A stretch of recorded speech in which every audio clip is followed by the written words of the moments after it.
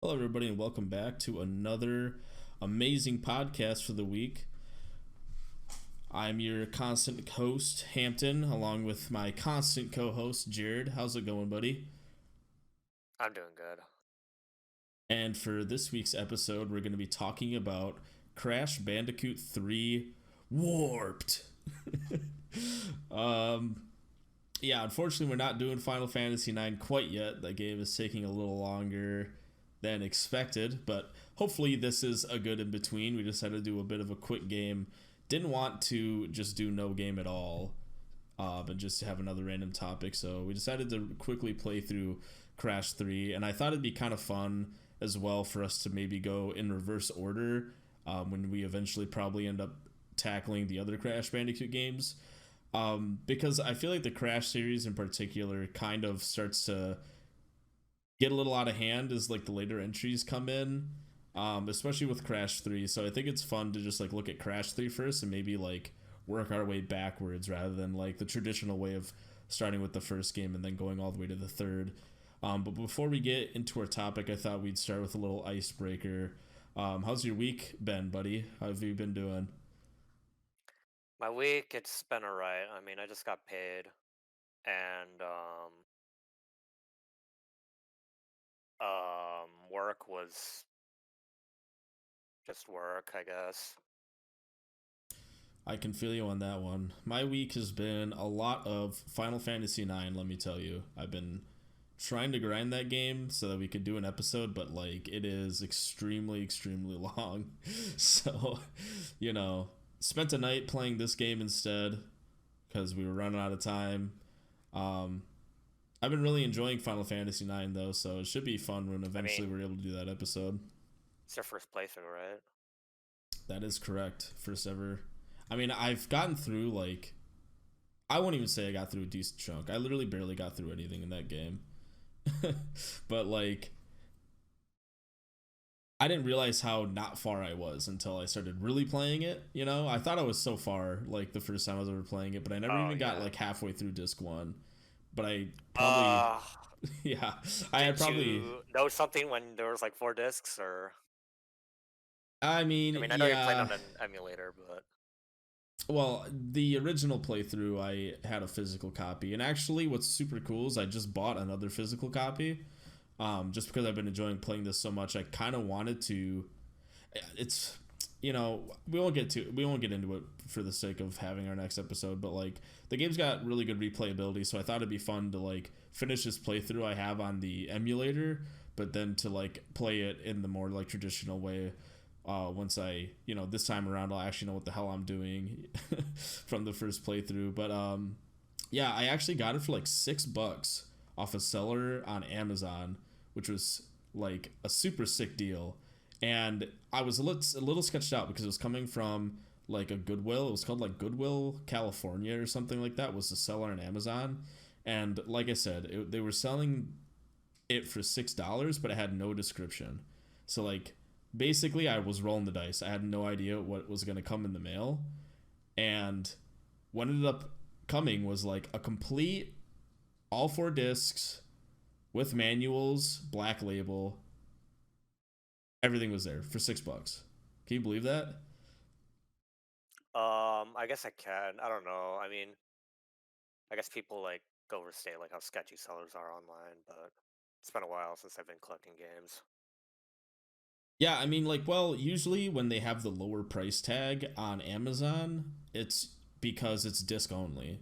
So I was expecting possibly to only get like the discs, and like I also possibly wasn't even gonna get all the discs. Like I thought maybe there'd be a disc missing, or who knows? It's Goodwill, you know what I mean? Basically, they're just reselling junk from people's like houses or something that they just like turned in. So to me, it was like I was just taking a gamble on it. I mean, the game is right now like 20 or $25, maybe even 30. So like, I basically just got like a complete with manuals and everything copy of Final Fantasy 9 for $6 when other people are on eBay paying like $20.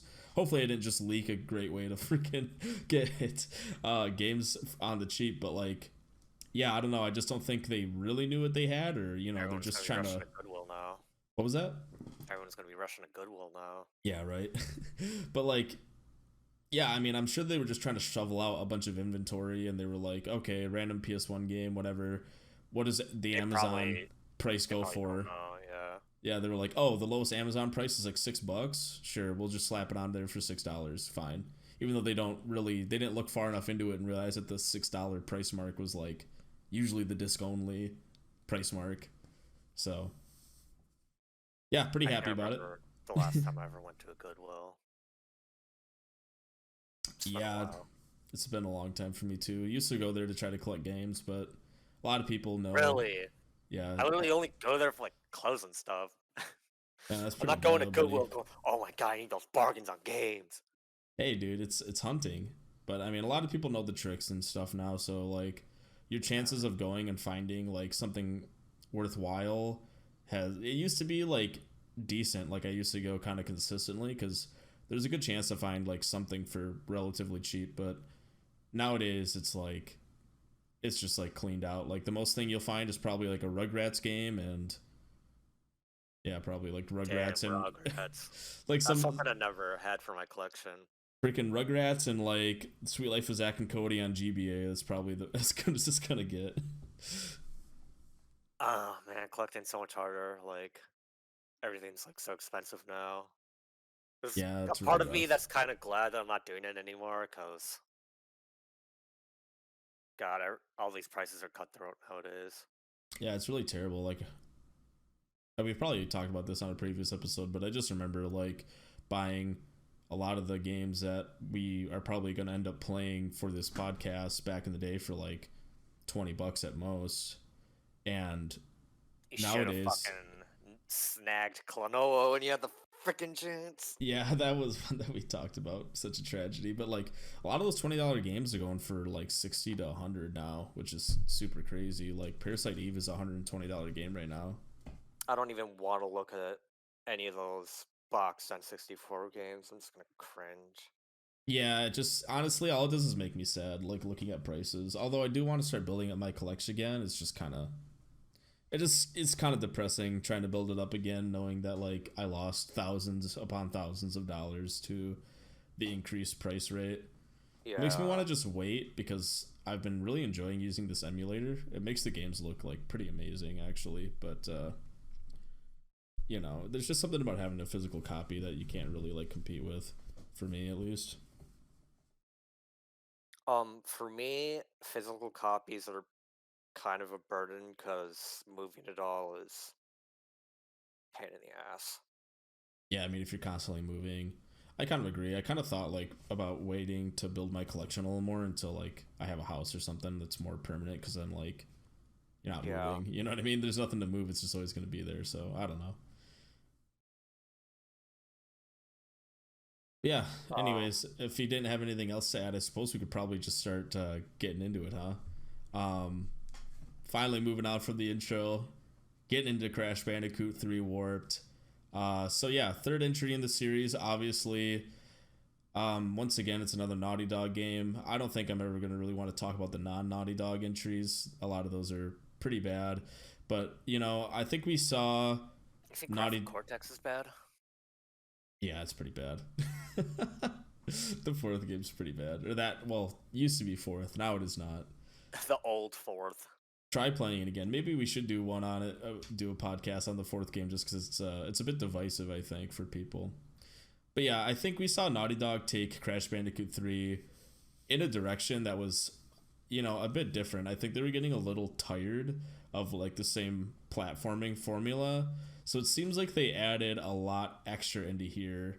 And I can't tell if it was either that they just felt like this was the direction that they wanted to go with, or if they felt like it was because of like competition with other games. Like, I mean, if you look at the Spiral the Dragon trilogy and like some of the stuff that like Banjo Kazooie and Banjo Tooie were doing, a lot of like the little mini games and like stuff you do for the collectibles, like had you doing all this like wacky crap. Like I remember in Spiral the Dragon specifically, you have like levels where you're like riding a tank in like the third game, and you're like controlling a bunch of different characters in that third game too.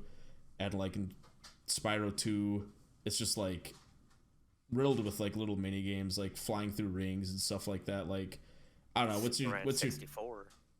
yeah, like what's your take on that? Like do you feel like that was kind of the direction Crash 3 was going in, or like do you just feel like they were trying to appeal to the masses by adding a bunch of extra like mini games, if you will? Um, I do think the third game is a lot different from the first two. Like the levels don't really look the same. There's like not all those like levels that look like you're in South America, for example. Um, like you're going all around the world and stuff, and maybe a lot of people like this game, and I don't think it's the best one in the series. I do think two is better, but I do think this is a good game, like a great game actually. But I mean, it's also like God, like over 20 years old. It obviously does have like some aspects about it that didn't age well, and we're gonna get into it here. Yeah, for sure. I mean, for me, it's my favorite out of the trilogy, and a lot of it does have to do with like some of the aspects that people don't like about it, which I know sounds weird, and like some of those aspects I don't like either. But having said that, I do feel like sometimes a platformer for me needs a level here and there to change the pace a little bit, because I kind of like to grind through the game and like finish it in a sitting. I know that sounds kind of crazy, but for me, it's just a lot of fun just to play through all of Crash Bandicoot 3 or 2 or 1 even just in a day, because they're not very long games in particular. And I don't Do you do know, that with it's TV shows too? a little bit, like I can't do that. I try. I mean, TV shows are a bit different because there's actually a time limit, but there's something to just trying to beat the game like as quickly as you can in the day. I don't know. Like I guess it's just a way I like to play, like replay a lot of like these older games, You should become a speedrunner. perhaps.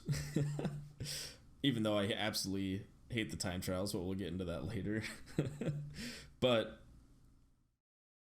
yeah, I don't know. For me, it just helps when you're playing through the game like in one sitting to not have to be doing like the same kind of platforming over and over again as you're going through it. I think the older ones. I mean, there's like some variety. Like, there's levels where you're like running towards the screen, running away from like a snowball or something like that. Yeah, I guess But to me the variety here is just a bit more, what's the word I'm looking for? I want to say I want to say nuance, but I don't think that's the right word. But it's just way different than any of the platforming you're doing. Running away from the yeah, snowball for me is like running away from it's the not snowball for different me. enough for you. Yeah, it's just platforming but coming towards the screen, you know? Yeah, and whereas like this game, you're like riding on a jet ski and doing other stuff, like riding a plane, Swimming. swimming. Yeah. There's actually like a really really wide variety, and I think that's where the game starts to fall apart a little bit. Is I do think that when I go into a like a world, if you will, because there's different little sections of this game where they're supposed to be like little time capsule worlds essentially. Even though I think later on, as you go through the levels, they start to mix together a little bit, which doesn't make a whole lot of sense. But basically, when you see five levels and like three or two of them are always not a platforming level, to me it should be like four of them are good platforming levels and you have like one out of the box level, if that makes sense. It almost feels like there aren't enough platforming levels. There's always, like a motorcycle riding level and then a cat riding level and then like a water level all in one spot, and then you only have two platforming levels. And it's kind of like, well, I'm playing Crash Bandicoot to platform.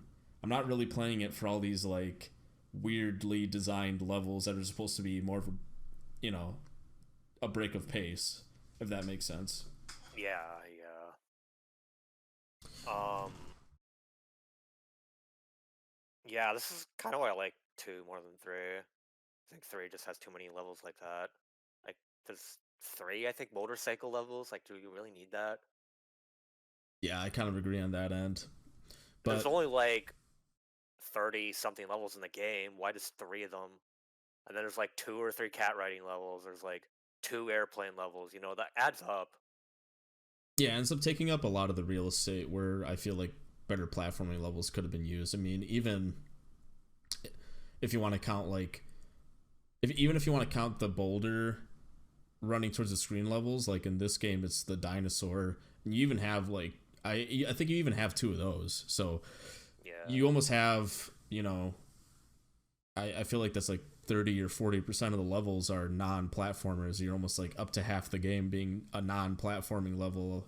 It starts to like drift away from what, to me, the original vision of Crash Bandicoot should be to a certain extent. But I feel like we're getting a little deep into it. I kind of wanted to talk about the fact that for our playthroughs of this game this week, I played the original on the PlayStation 1, and then you had chose to play on the Insane Trilogy on the computer.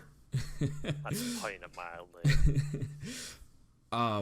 I guess I'll let you lead off since you actually got to play the Insane Trilogy this week, and it's been a little while since I've gotten to play it. But personally, for me, I enjoy the original of this game in particular a lot better than what the Insane Trilogy did, and I think you kind of had the same opinion as well. Yeah. The Insane Trilogy, is a lot of people think that it's harder. When I play through it, I don't think it is. I was able to get through the game relatively easily. I don't know. There was a couple of hard jumps here and there, but I don't know. You don't get punished too hard for a game over, anyways. So Yeah, lives are pretty readily available in this game, especially. I feel like when I got through the first area of the game, I had 30 lives plus or something like that without even really trying. It was just, the game is, it feels a little more catered towards a younger audience, especially. Maybe that's why I hold it so close to my heart, because I played it at a very young age. I played all of them at a young age, but I think this one resonated a little bit more with me at the time. But yeah, in terms of like the differences between the Insane Trilogy and Crash 3, to me, the mechanics on multiple levels are all just a little off. I think right away when you boot up the Insane Trilogy, even outside of Crash 3, the jumping, and a lot of people have said this as well, not just me, feels a little less floaty, and it seems like your jumps are a little bit shorter, just like a tad. So you fall faster, it feels like, just by a tad, and then like it also feels like you don't jump quite as far. So you got to be just a little more precise with your jumps, and you have like a little less time to react to everything, and it kind of makes a big difference in terms of like making the experience a little more difficult.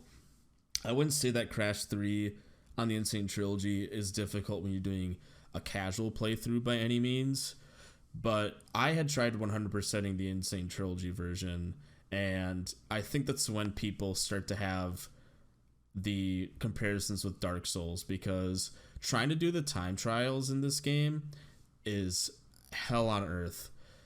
When I'm saying that the jumps are a little short and like everything's a little more, it seems everything just seems a little slower.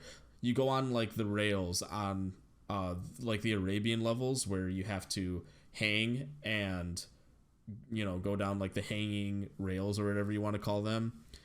He like moves a little slower on them.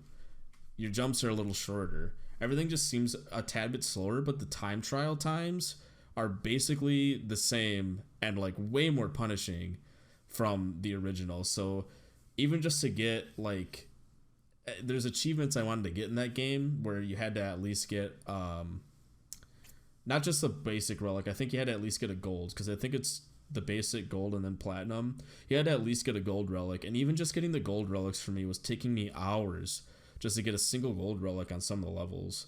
And those are just the platforming levels. I haven't even really gotten into the differences with the mechanics on the jet ski levels, especially. The jet ski levels, I think, are probably the worst offender of the mechanics being very different from the original and the time being the same. Some of the time trials are borderline impossible to complete on the Insane Trilogy, just because they use the same time frame when the jet ski goes a lot slower, and the movement of the jet ski is a lot more sluggish. It's not as precise in its turns and stuff like that. And honestly, in the original version, it wasn't very precise to begin with. So like, imagine how poorly the jet ski levels control in the original game. Even worse in the Insane Trilogy. I So yeah, go I ahead. wasn't able to get to the time trial part before we did this, so I'm just gonna have to take your word for it. I don't remember liking the original ones either for the time trials. It just felt like padding the game length. It really is to me too. I much preferred the way Crash Bandicoot 2 did it, where there aren't time trials at all, and you kind of just try to find a bunch of hidden gems and Yeah. stuff like that. And like a lot of it was a lot of fun trying Can I to also discover add like new something? stuff. Yeah. Can I also add something to that jumping? It's really hard for. I think it was like difficult to tell your depth perception. Like you didn't know where you were going to land, and that's why like I felt like I was getting a bunch of cheap deaths from falling, even though I had like a mask or something. That's where like most of my lives were lost. Was just falling to my death. Which is so weird because when I had played through the game, I didn't have any problems with it. But that's what I mean is when I played through the Insane Trilogy version, I remember feeling the same way you felt, kind of, in the fact that there was just something a little off. Like the jumping was just not quite right. The depth perception was just not quite right. A lot of the controls on a lot of the levels are just like not quite right. Where for me, I just can't say that the Insane Trilogy version is like the definitive way to experience this game because I would say it maybe about Crashes 2 and the first Crash Bandicoot, but it seemed like the third one was a bit rushed, and the third one had probably the most mechanics in it that needed to be improved on, like the motorcycle levels and the jet ski levels. But when you have a deadline and you spent most of your time fixing the first and second games, by the time you get to the third one, which needed probably the most fixing outside of the first game, but you got a deadline, you're just gonna kind of go with like, all right, it's good enough, it's close enough, basically. At least that's how it feels to me when I'm playing through it. I don't know if it kind of felt the same to you. Um, I don't really. The game like looked well polished to me. Like Oh, it looks great. Don't get me wrong. The visuals are amazing in the Insane Trilogy version. That's one thing I will give it is the visuals are probably the best visuals out of the three, which is weird. I'm just saying purely like the controls. They just don't seem very as flushed out as they should have been. oh yeah, try playing it on a keyboard. Yeah, Oh my that is god, absolutely terrible. I mean, I was I hating my guess life. to stay on like the same topic, I guess between the differences, we could talk about the voice acting and music in the game. I guess just like Um, overall, I'll give like my thoughts on the voice acting and music. I love the music in this game. Do I think it's the best out of the whole trilogy? I would actually probably say Crash Bandicoot 2 has the better soundtrack, even though they're pretty similar. I don't think Crash Bandicoot games necessarily have like the most banger soundtrack of all time. A lot of the Turtle times, Woods, baby.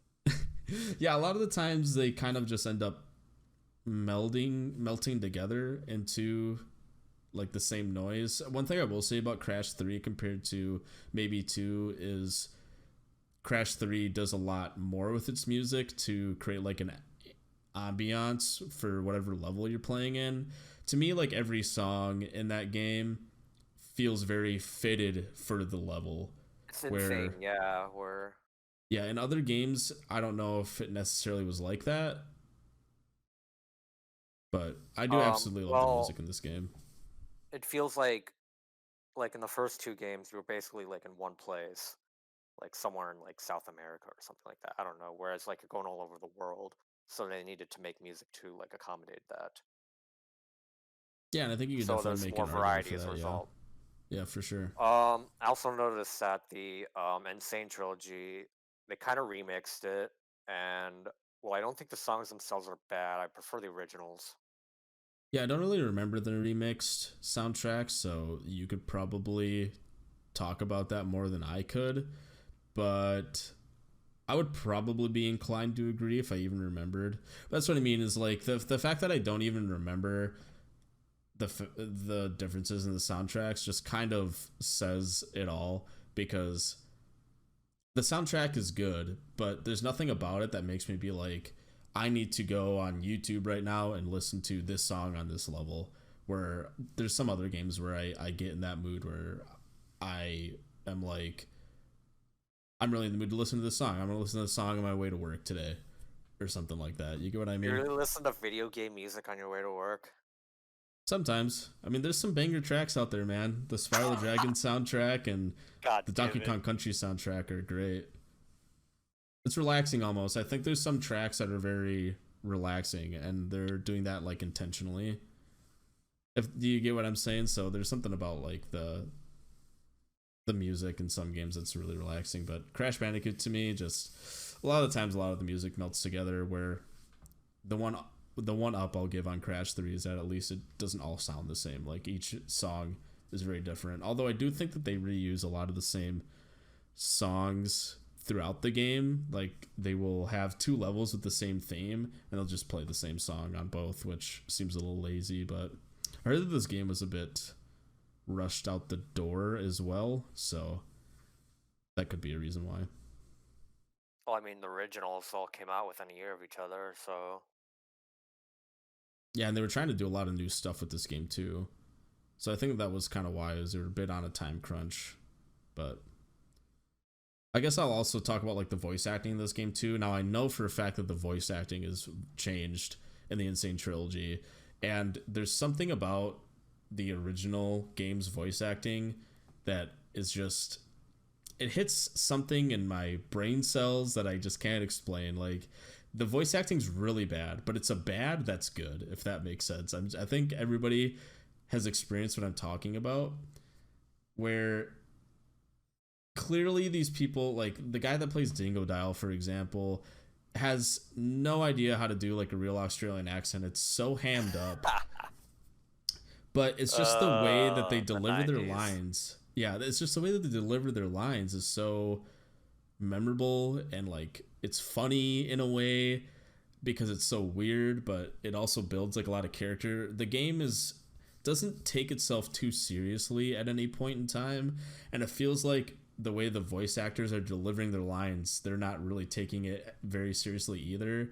So it comes off as a lot more lighthearted than what I feel like the Insane Trilogy voice acting does. But you could probably talk more about the Insane Trilogy voice acting than I could, because I haven't really listened to it lately.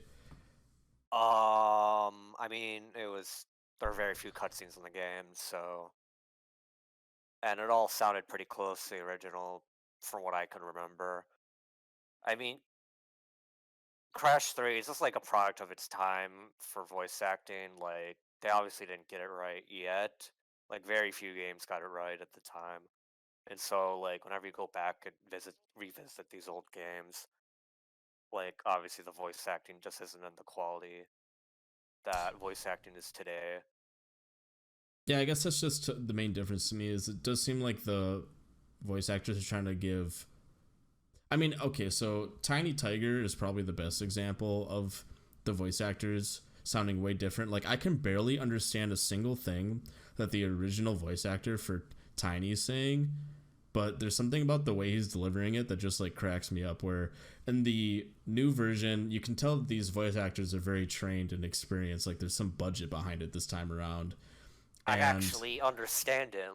yeah, he's actually delivering the lines properly, like they should have been delivered. Like I think that there's an argument here where you could definitely say that the Insane Trilogy version is a lot better. I just have maybe nostalgia for the original way that it was, delivered in the old games, because it just adds a little bit of charm to it for me. Just the whole way that everything is said and stuff. It's so messy that it just has a different flavor. It makes the game feel a little different.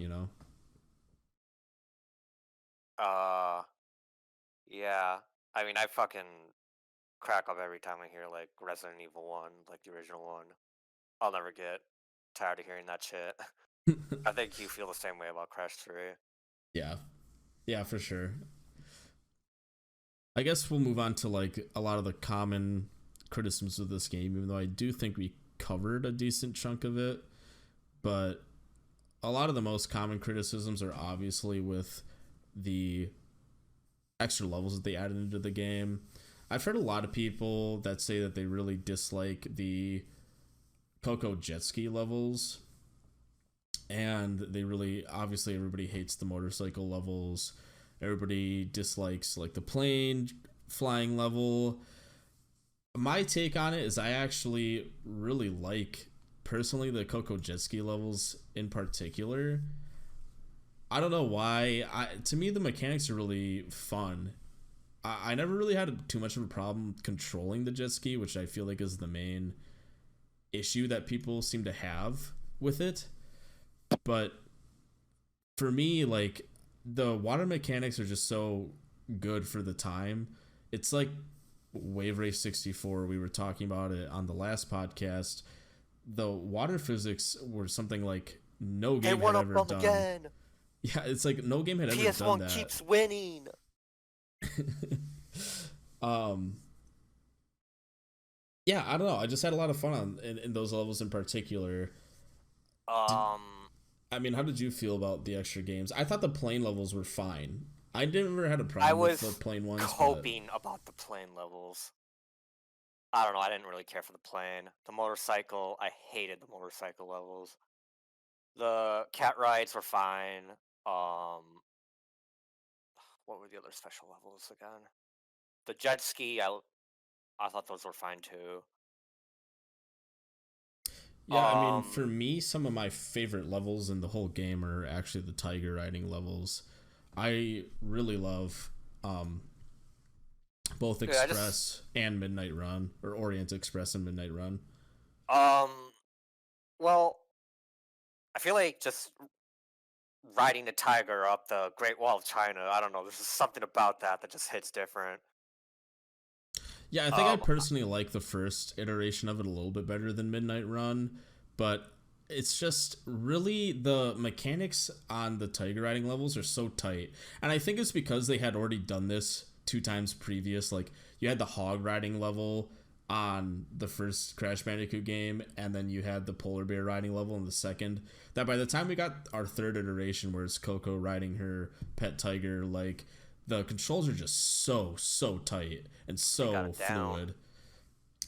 Yeah, it's just, and especially when you want to speed run the level, being able to press square to make the tiger charge faster, and you're just sprinting through the level as fast as you can while dodging like a bunch of obstacles and um trying to hit the boxes to lower the time, is just really exhilarating. And I think that really it's Getting that just, runner's high. yeah, Speed runner's high?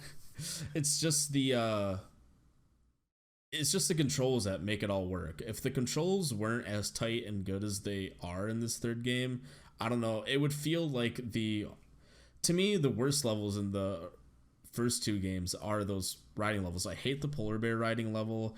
To me, they have like this black fog distance. It's way too close, and they didn't like properly set it up. And it's got a lot of cheesy ways that they try to take you out, where you'll like round a corner or something, and it'll be right in front of your face, and if you don't already know it's coming, it's going to be like a cheap death. And the original Crash Bandicoot did that with the Hog Wild levels as well.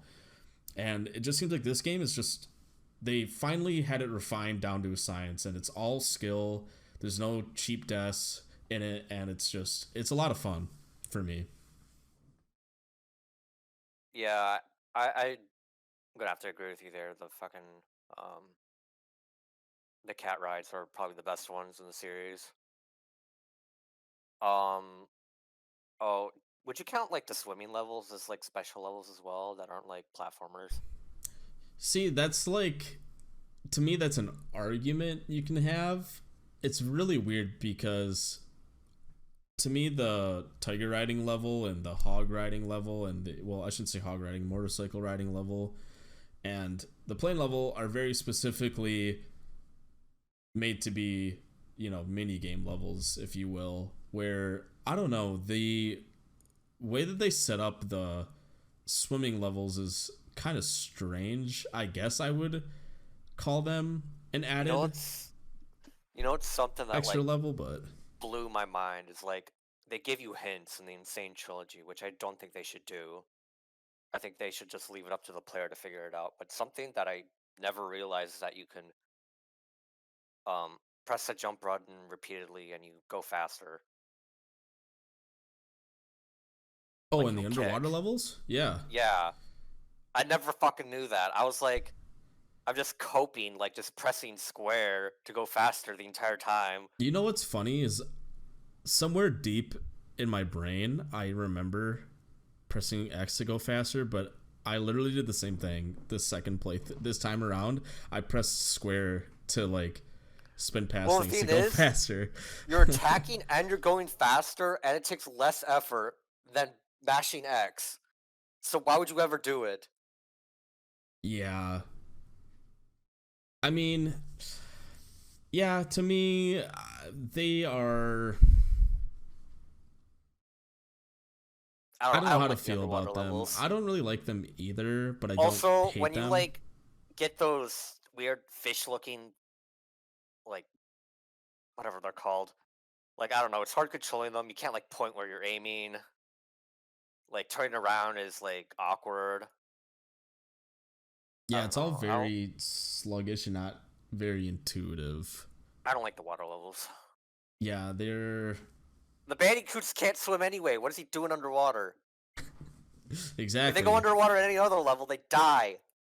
That's true. Coco dies if she falls off her jet ski. You know what happens when Crash touches water? He dies. No more swimming levels. I guess that kind of. I guess I'll lead that into the controls a little bit because we were already talked about the differences between Insane Trilogy and Crash, the original version, but I kind of wanted to just take a deeper dive into the really specific controls of the game because for me, controlling Crash is probably the best out of the whole series just because you do get a wide variety of power-ups from the bosses that add a little bit to your arsenal, like the double jump and the super spin and stuff, which adds a little bit extra mechanics to the game that the previous two didn't have. Crash controls largely exactly the same as he does in the second game, but I don't know. I guess for me, the power ups are a nice addition just so that there's a little extra mechanics that you can add into the game so that you can get to like secret spots and stuff like that. How did you feel about like the power ups and controls? I feel like they were overtuned. It like made the game a little easy. Like, why is there a bazooka in a platforming game? You know what I mean? Like you can just shoot the enemies before you really have to deal with them. Like you're not putting yourself in any danger. Um, I think this is a big reason why I think two is better than three, actually, because two is more challenging. Like three, like I was able to beat it like when I was like a kid, whereas with two, like I was actually like it actually challenged me as like a person and as a player. I don't know. Um, I don't know. Like I feel like there's just like enough like stuff you can do anyways, like as Crash, like the first, or at least the second game. It feels like I don't know, kind of a power creep, and they kind of went a little overboard with it. They didn't really have like the level design to accommodate this like new power that Crash has now. Like you can sprint fast, like shoot at everything, like spin forever, and a double jump. You know? Yeah, it does seem like every boss giving you a power up maybe was what like inevitably crutched the game. I feel like they definitely had more in the in their pocket that they could have brought out in terms of levels that they could have created and added into the game. I mean, maybe every area could have had a couple extra levels or something. It does just feel like there aren't really enough straight up Crash levels, just like how we talked about earlier. And because of that, every time you get a power up, it does feel like you're just slowly becoming more and more overpowered and overtuned, especially once you start returning to earlier levels Older with levels, yeah. it's just it's so much easier to go through. I mean, and I think there's a part of that is because of the time trial relics. which I really, really hate. I've always hated time trials, and I hate how high of a requirement the time trial relics are to get to unlocking further things in the game. I love the way Crash 2 did it, just like how we said earlier, where you just find secret gems and you unlock, extra levels in the game. Where in Crash 3, to get the extra levels, you have to do the time trials, and really you have to beat the entire game before you can even really attempt to do the time trials, because of the sprint mechanic that you were talking about that I believe you get in the very last boss battle, which Yes. to me is the game almost telling you don't even attempt the time trials until you've fully completed the game. It's almost built so that you beat the whole game and then you unlock the extra stuff, where in Crash 2 you kind of could have unlocked what you wanted to unlock as you're going through the game. You didn't need to beat the whole thing and then come back and do everything like all over again, where in Crash 3 that's essentially what they're making you do. They want you to play every level, beat the whole game, get all the power-ups, and then come back for the time trial relics and stuff like that. And there's even levels where they force you to go back with like the rocket launcher and take out some nitro crates way off in the distance or something like that before you can get all the boxes in a level or find a secret gem. So yeah, to me it's just I do like certain power-ups. I like the double jump, and I like the extra fast spin or whatever you want to call it. I forget exactly what they call the double triple spin in this game, but I think the spin, like, it just makes timing, like, hitting bad guys, like, easier, whereas, like, you just pushed it and he spun for, like, a second. I So, guess from my perspective, the enemies it are just kind of, already like, really easy, so it didn't really matter that you could spin extra. I guess I just like the extra spinning because of the extra distance you can get to like far off platforms and stuff like that, which is, I don't know, I guess it's kind of a fun mechanic to me because it's not that easy to control either. But I don't know, I guess, like, hitting it for the first time, like, a faraway jump was, like, nice and all, but I don't know, really what the spin does is it just makes hitting bad guys easier. It just, like, removes, like, the timing, like, requirement, because you can just, like, spin as you're coming to them and then, like, hit them. yeah, I mean that's true. I just did kind of like it just because of the far off jumping and stuff, but I guess on the same topic, what did you think about the secret and hidden gems in this game? Did you manage to collect any of them, or do you have any like recollection of the hidden gems at all? I think I was able to get one, and then I, like, went through it, and then got, like, another gem, I guess. I think Um, that this is a the better bad guy iteration of them. mask, the bad guy mask talked to me about how he can still conquer the world with all the gems. I don't know, it kind of bugged me. Now I have to freaking go back and get all the gems now, and that's gonna be a pain in the ass. Yeah, that's true too. Is you don't even get like the right ending until you basically beat the game again. I guess Dude, I want that's to see Baby Cortex and Baby, what was his name? Entropy pulling on the stupid bad guy mask. You need to get a comeuppance. Where's my good ending? I do kind of like having two different endings, but it does feel like Padding. I like having a better ending for like the time invested, but I hate when like the original ending when you just beat the game is basically a slap in the face. There's a lot of games that have done this, and I don't think they have ever really worked for anybody, including me. I don't really like getting slapped in the face at the end of the game when I just sat all day playing it, and then I'm like, oh, so you're telling me I need to do even more so I can actually get a decent ending. Thanks. It's like that one Ghosts and Goblins game. Have to beat it again? Come on. Yeah, it is padding, and I think that also is just like what I was talking about earlier, and what you said about the game, how it was like really fast and easy. Is I pretty sure the developers knew how fast and easy it really was, so they add a lot of extra padding in this game. That there was padding.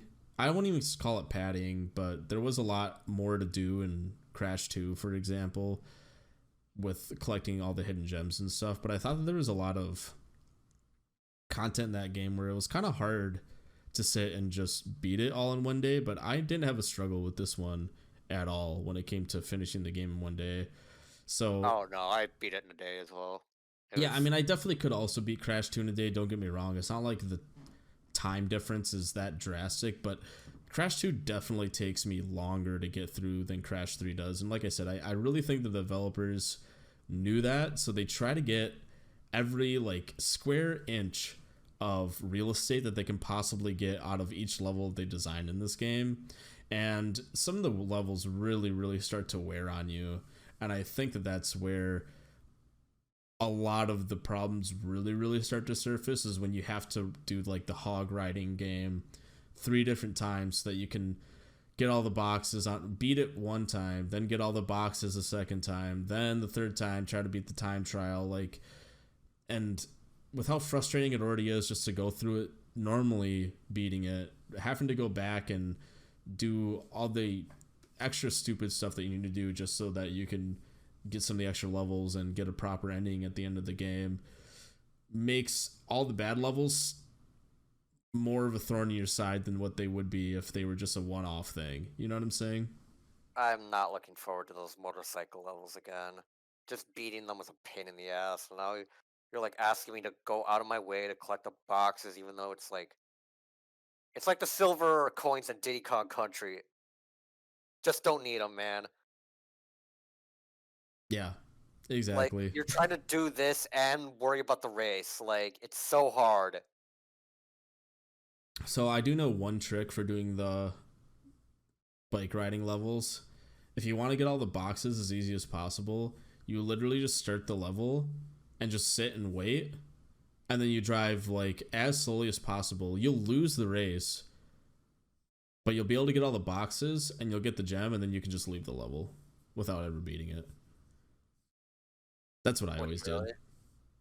Yeah, you don't need to like, you just let the drivers race to the end. You just sit and wait for them to race to the end, and then you just drive really slow, make sure you hit all the boxes, and then end the race, and you'll still get the silver gem. I didn't know that. Do you Yeah. cross the finish line or? Yeah, you still have to cross it, but you just get the gem and then leave. Oh, I didn't know that. Well, I guess it's gonna be easier now. Yeah, I mean, the fact that you even have to cheese the game like that, though, is just like, I think it just shows how poorly designed those bike levels really are. I just absolutely hate the bike levels. There's nothing redeeming about them whatsoever. They're just awfully designed. And Well, I mean, Crash looked cool on that cover with those sunglasses. yeah, for sure, and his bazooka. Oh yeah, Yeah, definitely worth the he's totally awful mad gameplay. now. 9 days. Sold some Dude, good he's on a merch too. Harley Davidson, even though those bikes are so uncool. I used to actually have an action figure of Crash Bandicoot on the motorcycle, and it had a ramp that you could. Do you remember the old? Did you You feel know, cool? it was pretty dope. But do you remember like the old race car things where you could like put it on a ramp and you could like pull back on a lever and it would rev it up, kind of? You get what I'm saying? Like it would build power, and then you would press a button and it would release and it would fly off. That was what it was. It was you would put it on this ramp and you would rev it up, and then you'd let it go, and you could set up this little box out of cardboard, and it would smash through the box, and you could put like little stuff in the box and whatnot. It was a pretty cool action figure, actually. I had one for the swimming levels too, but funnily It's enough, not as these cool. well, no, funnily enough, the swimming level one is not built for the bathtub, and its arms and legs fell off when I brought it into the tub with me when I was a kid. So pretty tragic. Those figures are worth like $100+ nowadays. Just destroyed him as a kid. How could you? I know, it's so I sad. mean, I gave away all my Bionicles to my stepbrother, and now they're worth so much money, and now I'm just kicking myself now. But yeah, I think we're on the topic of controls. We got a little off topic there for a second, so I'm gonna pull it back a little bit because I think the topic of controls to me is more the mechanics of how things work. And like, I'm gonna go back to the bicycle levels because, and this is gonna be the last thing I'll say about it, is the turning on that motorcycle is terrible. Just the whole mechanics on that motorcycle is just absolute dog water. I don't. It's so hard to make like a really precise turn. It's hard to dodge obstacles. It's hard to hit boxes. I don't know. Did you have the same experience when you were playing? Yes, I did. It's kind of hard to like let go of the accelerator when you're turning, because obviously you want to go fast. Even then, I don't know. You're just gonna veer off the road. It's just so frustrating. Yeah, he's like he sometimes doesn't know whether he wants to do like the sliding turn or like a normal turn too, which can really mess me up. It's like if you're turning for a second and a half, then he'll do like a sliding turn, which is more, it turns harder. But if you are only turning a little bit, then he won't do it. I don't know how to explain it, I but feel like the level design doesn't accommodate like the controls. I feel like they just designed the levels and then designed the motorcycle controlling itself, yeah. and not How the other way around, like it how should be. how did you feel? Well, actually, you were talking about the underwater levels of the controls, so I guess that's why I kind of wanted to bring it up. But moving on from the motorcycle stuff, I just thought that the underwater levels are probably the second worst controlling levels in the whole game. I hate trying to pilot Crash underwater. It's super frustrating. He's really floaty, and it's almost like they try to make it too accurate to actually being in the water, because it almost feels like when you're moving forward and you want to stop, he doesn't just stop on a dime. He kind of floats forward a little bit with the momentum, and it like will fuck me up so many times because I want to stop to not hit something, and I'll like float just a little extra forward, or the thing will float a little further towards me, and then it'll hit me and I'll die because everything in Crash is a one hit kill without the mask. Um, I feel like if you were just able to hold like the button instead of having to mash it, I think it'd be a little better. I think it's kind of like one of those things where they like tried to copy the way Super Mario did it and like 64, and they just didn't quite get it right. Yeah, and Mario 64 swimming isn't really the greatest thing in the world either. I would actually I think it's a probably, lot better than Crash 3. Like I if don't as long know. as you know the timing, like I think it's pretty good. I almost would rather take Crash 3 to a certain extent. I like the way. Okay, I think this is the level design thing again, like what you were talking about. To me, I think the mechanics are really solid. The physics are really solid, I should say, not the mechanics. The physics are really, really good. It's almost too realistic for its own good because the level design does not accommodate how overly realistic some of the mechanics are for it. It just makes it really hard to control, and I'm like, I don't want to play a swimming sim. I'm trying to play Crash. Why is it so freaking hard to pilot this guy underwater Yeah, and dodge stuff? they probably should have just like simplified the controls or something. It shouldn't be too difficult to pilot. Like you're playing a platforming game. Like how many buttons do you need? Yeah, I mean, I don't even think it's just the buttons. I just think it's how floaty it is underwater. And like I said, it should be floaty. It's underwater, right? But I just feel like you got to make it a video game still. It's got to be fun to control. And I just think they kind of missed the ball where it's like a little too overly floaty and realistic and not enough like a video game, because it's just impossible to pilot them. Although, one thing I will say about the underwater levels is I do really love that little, I don't know what you grab onto down there, that little weird jet ski fishy thing. I always thought it was a fish. I think it's probably something else that you can shoot rockets and stuff out of. It makes me feel like super powerful every time I grab it and I'm just blowing everything up on screen. Um, I mean, we talked about this like earlier, but it's kind of clunky to control. But yeah, it does like feel nice to like defend yourself from a distance, I guess. I don't really remember talking about this particular guy earlier, but regardless, yeah, I just really liked controlling that dude. The only thing I hated about it is that it goes forward no matter what. So whenever you need to dodge something, you kind of have to like shift forward and back, forward, back, forward, back, and like wait for an opening and then you can go. It's really hard to Yeah, like you said, it's really hard to just control. I think it's intentional because it's so OP that if it was really easy to control, then the level would be too easy to get through. And I kind of get that. But the second you get hit while you have it and you don't have it anymore, if you, especially if you're going for all the boxes to get the silver gem, you might as well start the whole level over. Yep. Well, there's no way to get through. One's in the seaweed or whatever it is, like on the floor. Yeah, exactly. You need the So thing to blow it up.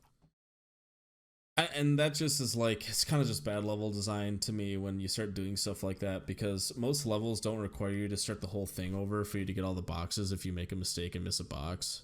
But I just There's a couple instances where that happened to me, like in other levels, where like I messed up. I'm like, oh shit, and yeah, then it's I, like and then I'm going through the portal. It's like 80 out of 81, and I just want to freaking blow my brains out. yeah, I it's like the motorcycle riding level is really bad at this, and so are the underwater levels. I mean, yeah, I I don't mean, know. I guess that's all there is to say about it. You basically have to start the level over again just so that you can get all the boxes on those levels, like in a lot of different instances. If you make even a single mistake, that it just starts to get really grating, and I just don't like it. Like compared to Crash 2, I feel like you can get the silver gem outside of like some niche instances where there's boxes hidden behind secret doors and gems and stuff like that.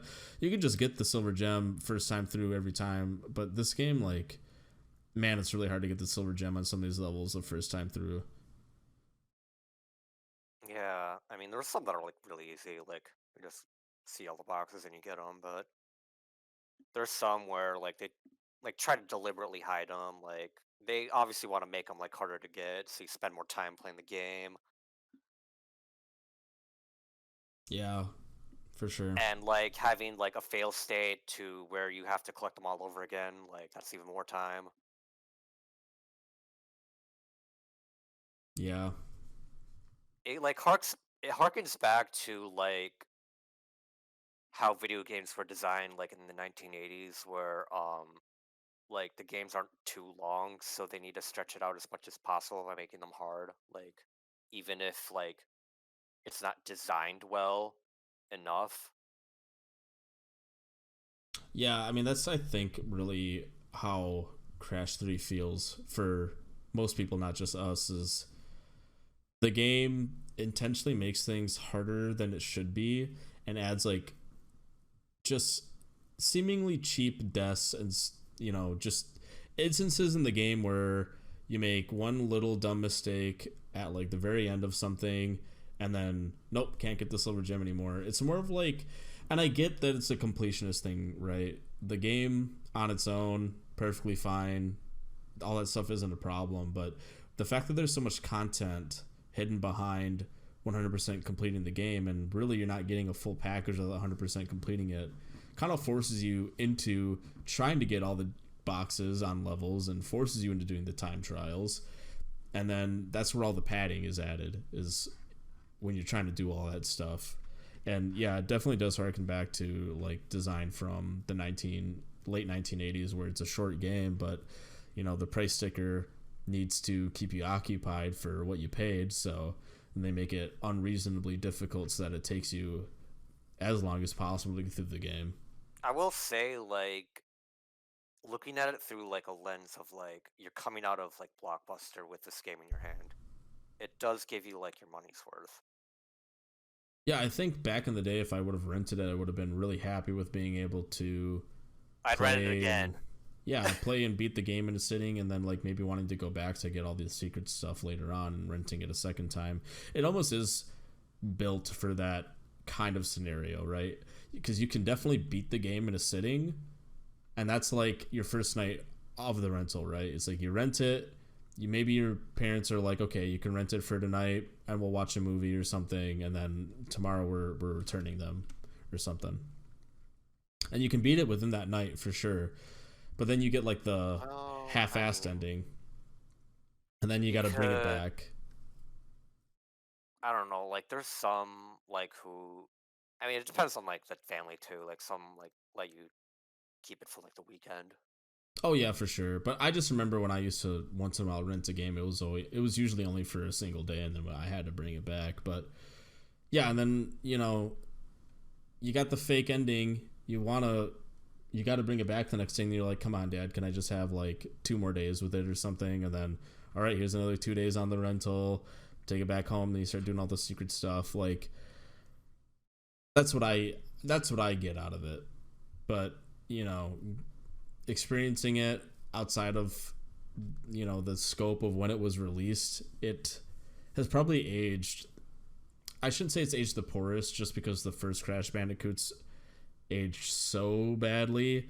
But even when you look at the Insane trilogy, where they fix a lot of this poorly aged mechanics and just I mean, the it being such an remastering early it, right. it's not like a full blown remake, so they're basically like making the same game. Yeah, and I would say in terms of all three remasters, especially if I'm gonna look at just the three games on their own and like their best quote unquote best versions, Crash 3 probably ages the worst in terms of its content and just the way it's structured out of all three games. I do think two is the best one, like both in both cases, like in the original and in the Insane trilogy. I can get Um, behind people that feel like it is the best. I think it's just my nostalgia always brings me back to 3. When I think about if I'm sitting there and I'm like, I really want to play a Crash Bandicoot game, I can't say that 2 is the best game when I consistently will go back and play 3 every time I think about going back and playing a Crash Bandicoot game. You know what I I mean? mean, I do. It's preference, really. I mean, like if people like Crash 3 more, like I do see their arguments why. I think I just Like like some of the it's level. not really like a concrete thing. Like two is definitively the best one. Right. I think I can get behind people saying it's like a better game on paper. I think I just like the charm of 3 more. I think when I think about all the cutscenes in between levels and stuff like that, and the world The building it kind of floaty does. heads.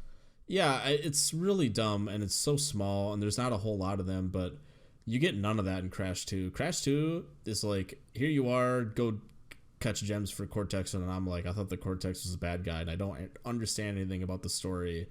And then I'm Well, I just doing mean, you have those stuff. holograms where Cortex is like, find the crystals. Yeah, I guess to Coco's like me, trying to the talk to you, but you can't. yeah, as I guess as a younger kid, as an adult, I get it now, but as a younger kid, I didn't understand what was going on with those Well, like, holograms. didn't you like see the opening cutscene where it was like, well, if we can't find any friends to get all the crystals for us, maybe we need enemies. Yeah, Obviously implying Crash Bandicoot. I did, but I guess maybe it's just that voice acting again, where I could barely understand what they were even saying half the time to even like interpret what was going on. I don't know how else to put it. It's just it's strange. But yeah, I don't know. I just like the characters, and the bosses are also really random in Crash 2. I don't really remember any scenes in particular where they even talk to you at all. And it's kind of good to me to have the bosses, jab you a couple times before you gotta battle it, because it adds some hype to it, especially as a kid. Like, I don't get hyped up for the bosses anymore because I know how easy they are in all actuality. But like, yeah, when I have to when I'm going when as a kid when I'm going through the game, it just gets me all pumped up. I'm like, oh my god, he like wants to kill me. Okay, here we go, we gotta fight the boss, and my palms are sweating, and I don't know, I just never got that feeling with Crash 2. The bosses were all so easy. It's unreal. The bosses in all Crash games are easy. Like in three, like, oh my god, tiny, I guess no just to effort. talk about the Dingo, you could literally, bosses. you literally cheese Dingo. There's a way to do it. Yeah, I decided not to on this playthrough, even though I know that there is, but it's a lot more fun to not cheese him. I do know that you can just jump into the thing and just like pound his ass, but Pound his ass. yeah. but but yeah, so I think the bosses in this game are They're Oh man, colorful personalities. maybe this is a stretch, but I think even though the boss battles aren't great, they're probably the best set of boss battles in the trilogy. I know I'm stretching here a little bit because they're all kind of bad, but honestly, there's a lot more going on in most of these boss battles than any of the other games ever have going on for them. I think they're all like around the same. I don't know. It's like if I see a boss, I could probably tell which game it's from, and they need boss battles to like break pace of the game. So I mean, eh, to me the best boss battles in Crash 2 are the first two, and they're not even that good. But then, like, okay, compare like the Komodo, what are they called? Komodo Joes or something like that. The two snakes in Crash 2 that you have to fight against, where it's literally probably the easiest boss in the entire game. And then, like, compare that with the Entropy fight or something like that. I just feel like it's an eon better, even though the Entropy fight's still really easily. It's really easily. It's still really easy. At least you have to dodge his laser beams as he's going through. There's some platforming to get over and hit him. You know what I mean? It poses some sort of there's a thought process to how the boss fight goes. Where some of the boss fights in like Crash 2 and Crash 1, it just seems like, hey, this is a dude that spins around in circles. You hit him a couple times and he dies. Or, okay, this guy's going to throw swords and then he'll stop throwing swords and then you just hit him and he dies. You know what I mean? Like, especially, like, my favorite one in this game in particular is Dingo Dial.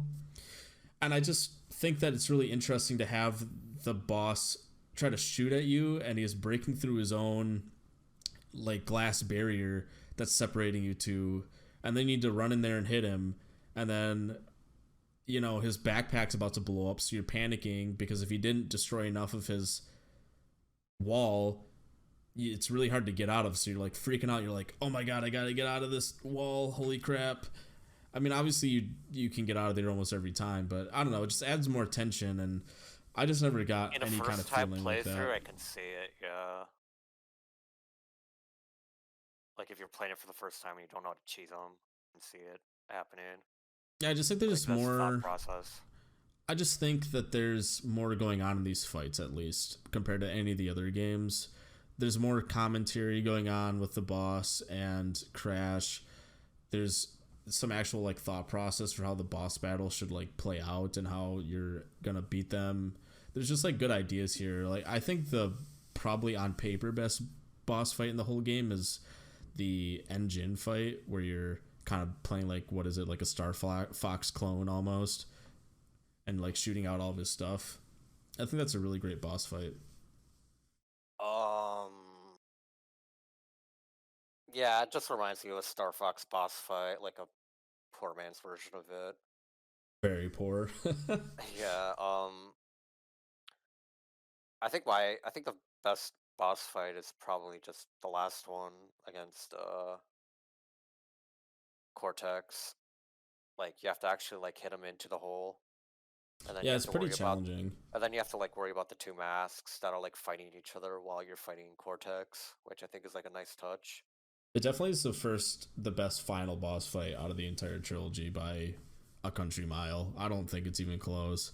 The final boss fight in Crash 2 is a joke, and the final boss battle in Crash 1 is also a joke. Do you remember the final boss battle in the first Crash? The first one, I haven't played the first one. So basically, he rides on a hoverboard above you, and he shoots down balls that are really, really slow, and you can spin the purple balls at him to hurt him, and you can't spin the green ones. So you spin the purple ones like 3 times, and then that's it. Red light, green light, and the second one is just you chasing him like through the space, right, with the jetpack. Yep, which Yeah, the third one's poses definitely. actually no challenge.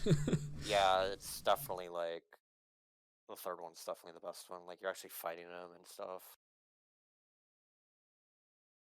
I kind of Yeah, wish like the final boss like had more to it, but whatever.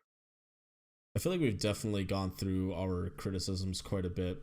So I kind of want to close out any last thoughts you might have on anything you didn't like about the game, like maybe a least favorite level or anything else that you can think of. Least favorite levels. I think I already talked about it, like the motorcycle ones I didn't care for, like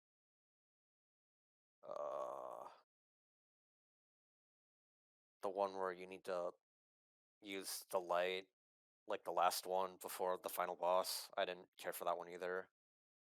I think it's Oh, just a really? I gimmick. actually liked that one quite a bit. It's a lot like the one in Crash 2. I guess what I don't like about it was when I had to get all the boxes. It was a bit frustrating to try to get all the boxes under the Yeah, like time just beating constraint, it's but fine, but like going back and trying to like actually do something there, I can. I'm not looking forward to doing that. getting So the yeah, time trial relic isn't too bad on that one, though. finding the boxes, that's gonna be a pain in the ass. That's probably the worst part about that level. Yeah, that's kind of interesting that that was your least favorite. I mean, my least favorite levels I was talking about earlier. It's the scuba levels. I kind of actually find the motorcycle levels, the first two at least, for the most part, to be relatively inoffensive. I can usually beat it after two or three tries, and then I have that cheesy strat to get all the boxes. And then honestly, to get the time trial relic, you can do the same strat. So you let all the racers go, and then you just grab the clock so that the time trial starts, and then you can just hit all the boxes freely without cars being in your way, and then you can beat the time trial that way. So as bad as those levels are, they're relatively inoffensive, where everything about the scuba levels to me is so annoying. It's so annoying. It's especially terrible trying to get the time trial relics. It's super bad even just on your first playthrough. The Yeah, you can't controls go aren't very fast on good. those. You have to It's really swim through hard. it. Yeah, and then like when you're going through, the controls just aren't doing you any favors. So, you're trying to go fast, like Sonic fast, and you just end up running into a bunch of crap because there's a million obstacles in those levels that you have to try to dodge through, and it's really hard to try to do like pinpoint dodging. It's near impossible. So, yeah, to me, just the scuba levels overall are the worst. It's like the worst time trials are the scuba levels. It's super annoying to get the boxes in Deep Trouble, especially because there's a hidden gem that you need to get, and there's like a bunch of dumb BS you need to do with the rideable creature that you use there with the rockets to get the secret gem and all the boxes, which just is a super stupid experience. I forget exactly what y'all have to do because it's been a little while, but I just remember it being like really terrible. It's to get the red gem in specific. But yeah, I mean, that's all I gotta say about those levels. If I were to pick something that was like a real Crash level that was my least favorite, it's probably, what is it called? Tomb Waiter. I didn't really like that level in terms of like a pure Crash level. Which one was that again? I know it's like the Egypt one, but Yeah, it's the one where which the one? water levels lower and rise like all the time. I didn't mind that one. Like, I don't. Try doing the time trial. Oh yeah, I can see why I Yeah, didn't try it's one of the worst time trials in the game, I swear. I absolutely hated doing the time trial on it. Also, to me, it's just like a little counterintuitive to the way Crash plays. Like, he's not really, I don't know. To me, Mario and stuff like that are a bit slower in terms of platforming. I always feel like Crash was kind of like you're running around, going fast, spinning stuff, finding secrets. Like, it feels like, like Sonic the Hedgehog.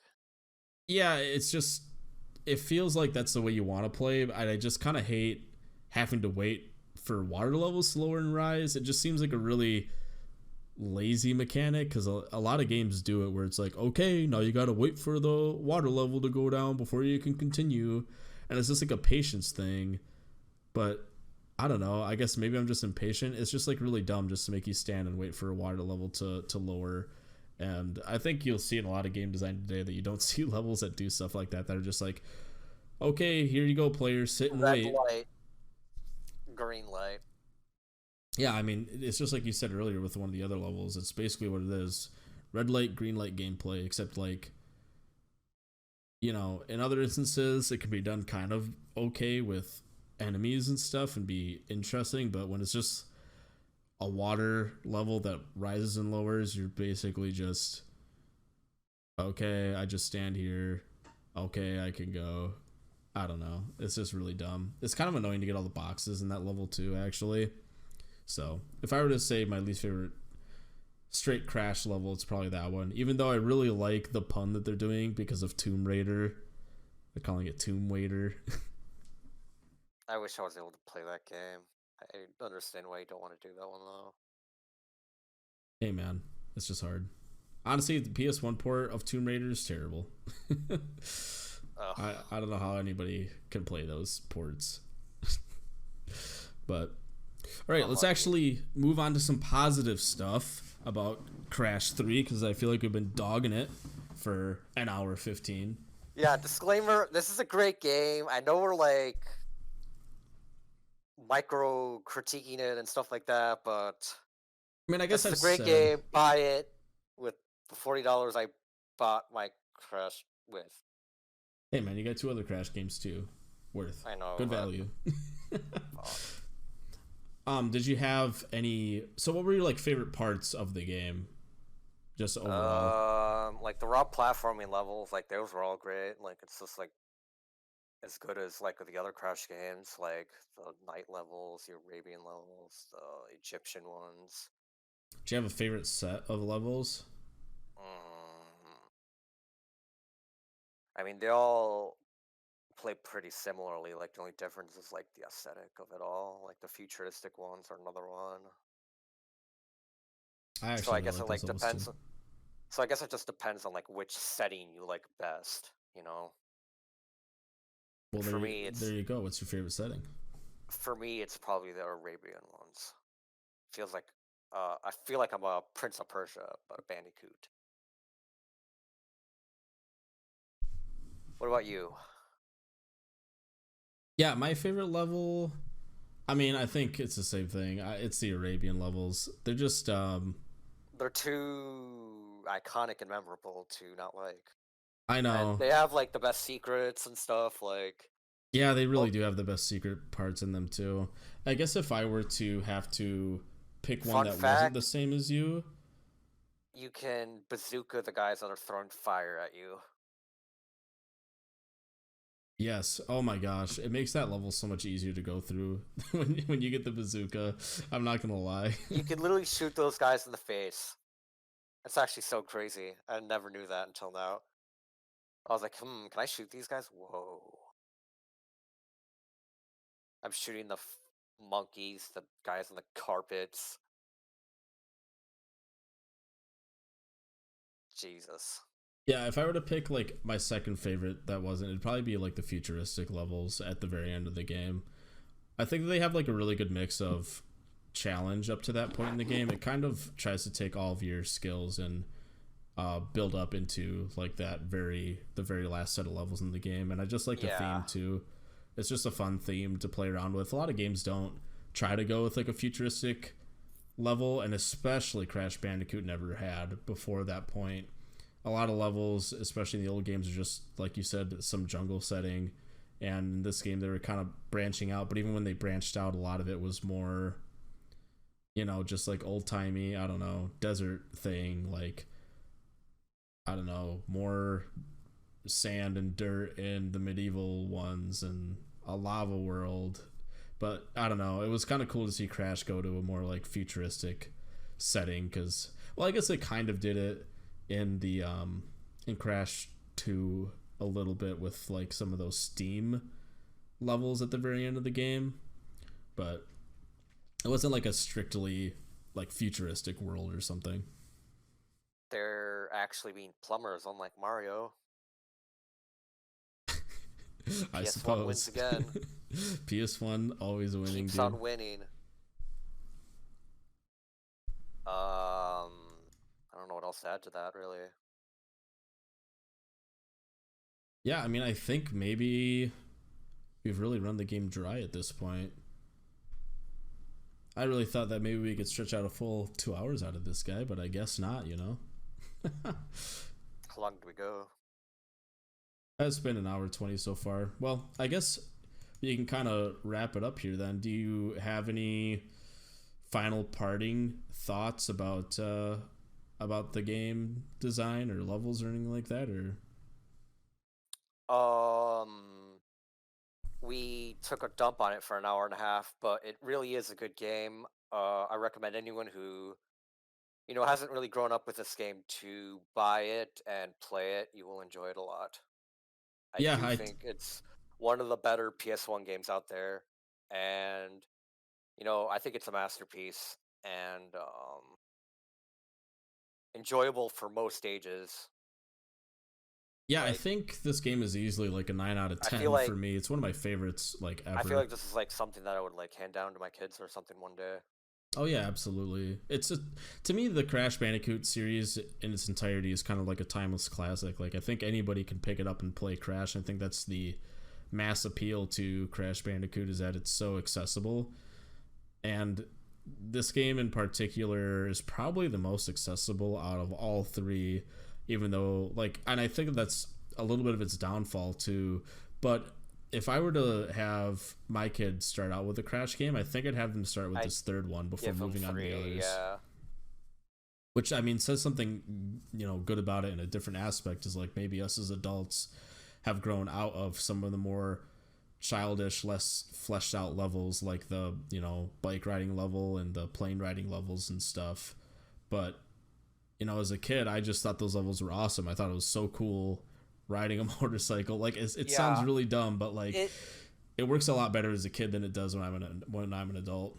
yeah, I'm like looking at this like maybe like a little too narrowly. Like maybe I should at it like through the lens of like someone who's like 8 or 9 playing this for the first time. But I did still enjoy it mostly when I was playing through it, revisiting it. I do Yeah, think it's still a fun for all ages kind of game.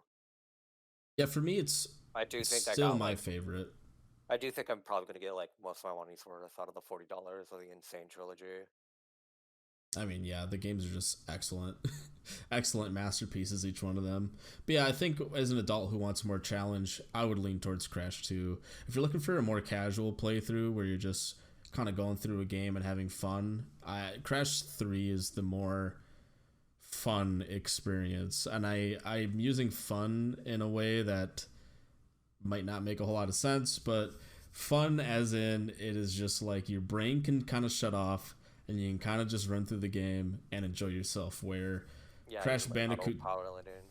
yeah, Crash Bandicoot 2's fun is more of overcoming challenges and finding secrets and stuff. And don't get me wrong, there's great secrets in Crash 3 too, and there is challenge if you want to get the time trial relics, but the challenge is cheap in Crash 3, where the challenge in the other games is very different.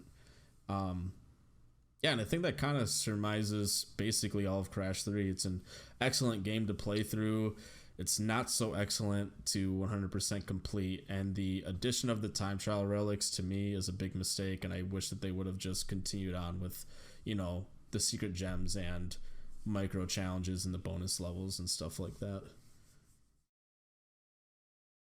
Um, yeah, that's yeah, I don't really like care for game padding either. I think Crash 2 had it a little bit better than 3 in that regard as well. Yeah, absolutely. Well, I think that'll call this episode. I appreciate everybody listening, and we will see you next week with another episode of the podcast. I'm hoping it'll be Final Fantasy IX, but don't hold your I hope breath it this is time too, around. yeah. All right, see you guys next week.